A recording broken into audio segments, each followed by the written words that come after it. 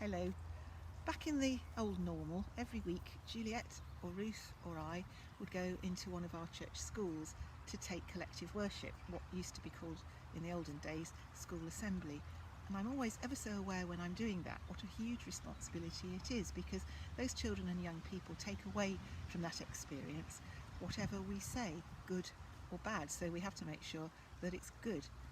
One of the good assemblies I remember from years and years ago, probably about 45 years ago when I was in the sixth form, went something like this.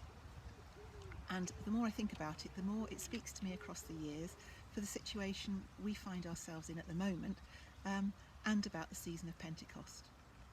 The teacher who was taking the assembly came in with a pint glass full of golf balls, just like this, and into that he added some pebbles and some sand. And for this next bit I need my glamorous assistant. Thank you, David. So in goes another golf ball, in go the pebbles.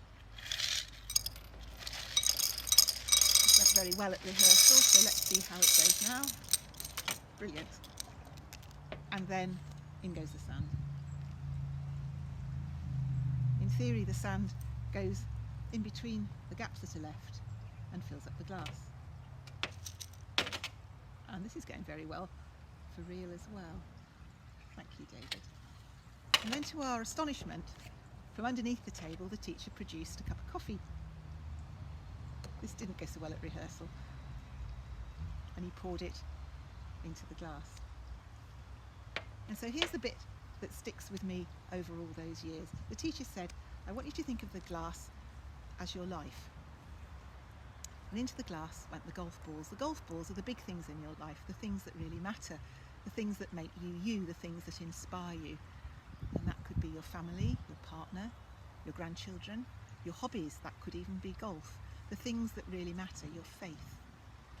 And around those big things go the pebbles, and those are your responsibilities.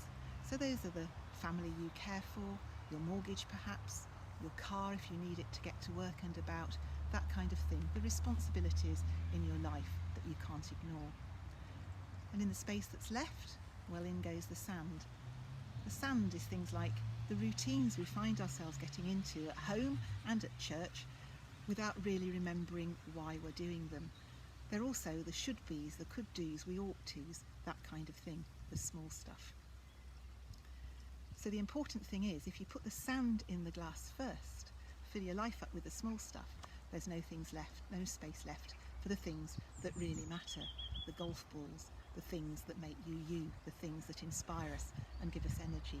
And that's true for our lives and for our church life and our life as a worshipping community. Now there'll be those of you, just like me, at school all those years ago who are thinking, so what was the cup of coffee all about? Well, there's always room in life for a cup of coffee, and there's always room in our lives for the Spirit to move if we make sure there's room for it. Thank you.